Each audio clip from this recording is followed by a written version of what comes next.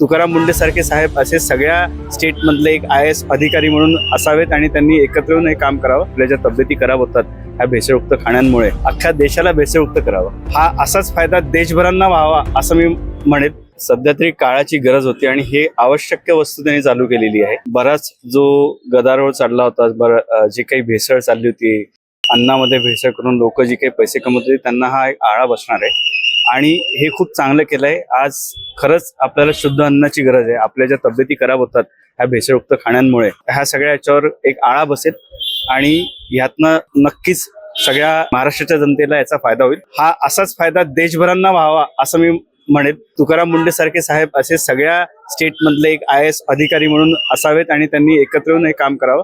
अख्ख्या देशाला भेसळयुक्त करावं ही माझी इच्छा. धन्यवाद.